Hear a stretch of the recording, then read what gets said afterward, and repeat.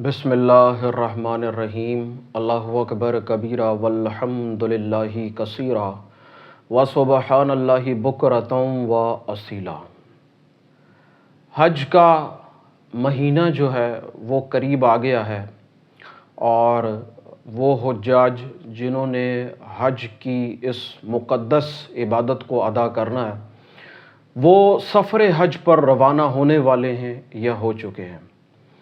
आज की ये जो नशिस्त है वो हज के हवाले से बना रहा हूँ और एक बुनियादी नुक्ता जो है वो आपकी खिदमत में रखना चाहता हूँ और मेरी ख्वाहिश भी यही होगी कि बिलफ़र्ज़ अगर आप ऐसे लोगों को जानते हैं जो हज के इस मुक़द्दस अयाम के लिए रवाना हो चुके हैं या होने वाले हैं, मैं चाहता हूँ कि ये बुनियादी नुक्ता भी आप उन तक ज़रूर पहुँचाएँ। इस रूए ज़मीं के ऊपर जो सबसे मुक़द्दस जगह है वो बैतुल्लाह शरीफ है, अल्लाह तबारक व तआला का घर है। और फिर उसके बाद अल्लाह के प्यारे हबीब हज़रत मुहम्मद रसूलुल्लाह सल्लल्लाहु अलैहि वसल्लम का रोज़ा अक़दस है। उसके बाद दर्जा बदर्जा दीगर मकामात जो हैं वो इस रूए ज़मीं पर मौजूद हैं, जिनमें अंबिया अलैहिस्सलातु वस्सलाम की तुरबतें भी इसमें शामिल हैं। तो ऐसे लोग जिनको अल्लाह तबारक व तआला ने साहिब हैसियत बनाया और फिर उनके कल्ब के ऊपर इस बात को, इस ख्याल को नाजिल फरमाया या वो ख्याल उनके कल्ब में डाला कि उनको बैतुल्लाह शरीफ की ज़ियारत करनी चाहिए, मुक़द्दस मकामात को देखना चाहिए और हज का ये जो एक फ़रीज़ा है उसको अदा करना चाहिए। तो वो लोग मेरे नज़दीक बहुत खुशनसीब हैं कि अल्लाह तबारक व तआला ने उन्हें मौका दिया और वो हज की इस सादत के लिए जा रहे हैं। ऐसे लोग जो अपनी ज़िंदगी के अंदर इस मुक़द्दस जगह को नहीं देख सकते हैं। अगर मैं आपसे कहूं कि आप इस बात पर गौर करें कि बेशुमार ऐसी आंखें होंगी जो अल्लाह तबारक व तआला के घर का जो दीदार है उसको देखने के लिए, उसके दीदार करने के लिए तरसती होंगी।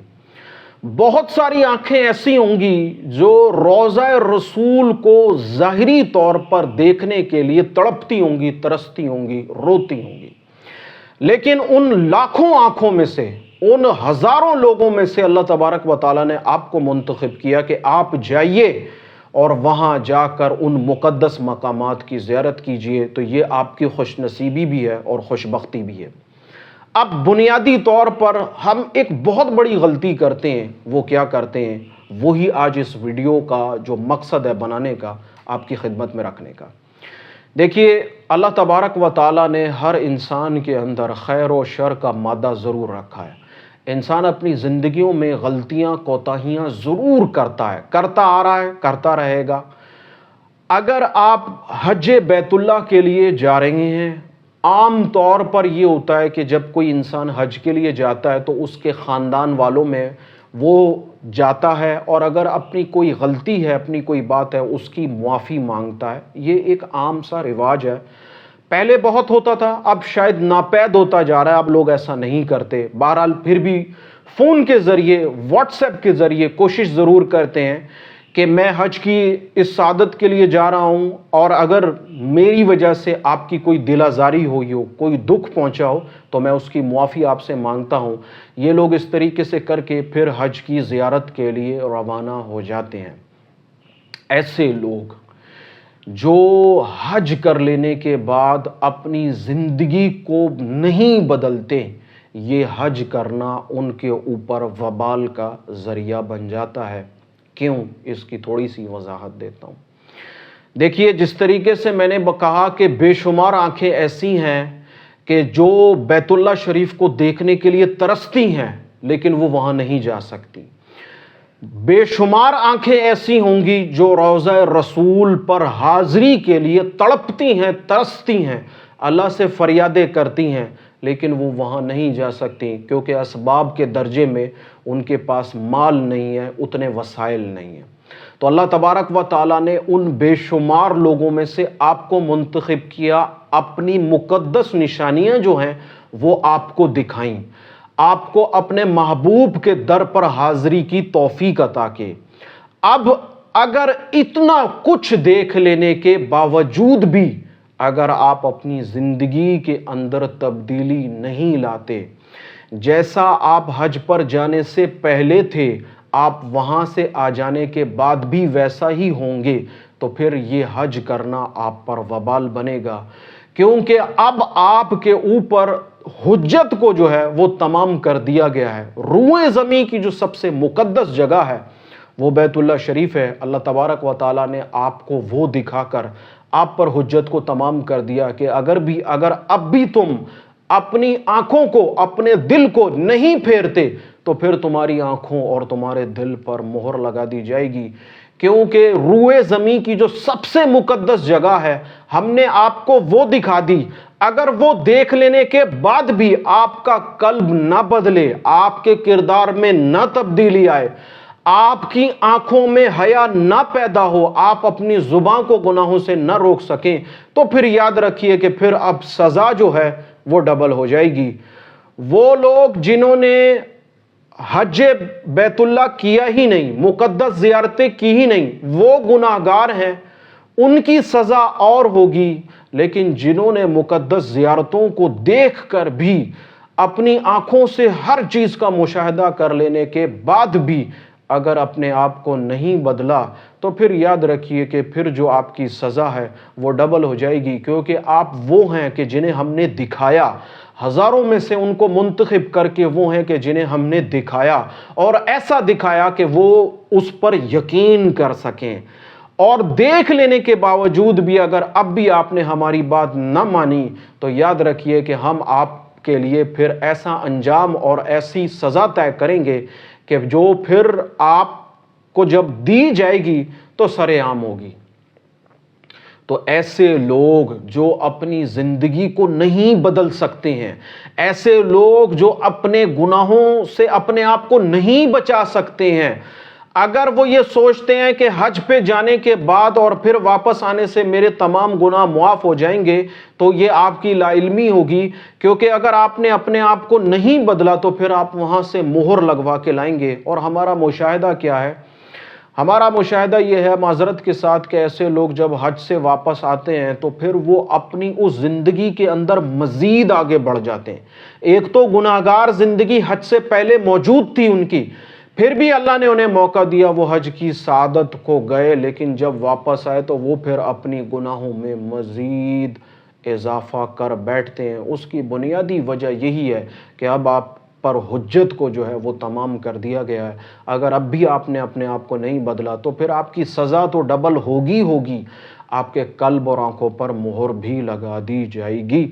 یہ ایک بنیادی نقطہ ہے۔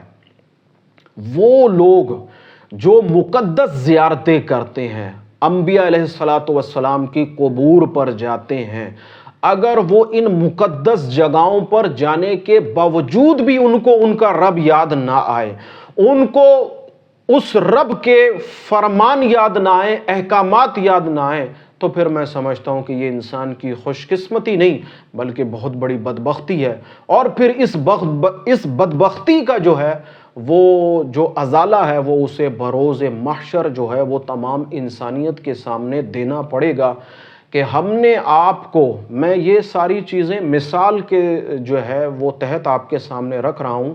میرا بنیادی مقصد جو ہے وہ میں بیان کر چکا ہوں کہ اگر آپ وہاں جانے سے پہلے اپنے آپ کو نہیں بدل سکے اور وہاں جانے کے جب آپ وہاں سے واپس آئیں گے آپ پھر وہی ہوں گے، تو وہاں جانے کا کوئی فائدہ نہ ہوا، بلکہ الٹا آپ نے اپنے اوپر مزید جو ہے وہ مہر لگوا لی۔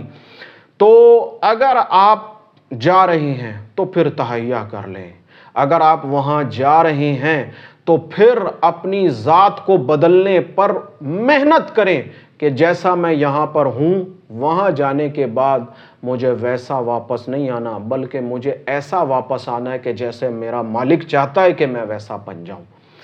تو بنیادی طور پر جو ہے وہ نقطہ یہی ہے۔ مثال آپ کے سامنے یہی رکھی کہ ہم نے آپ کو اپنی مقدس نشانیاں دکھائیں، اس لیے دکھائیں کہ آپ اپنی زندگی کو بدل سکیں۔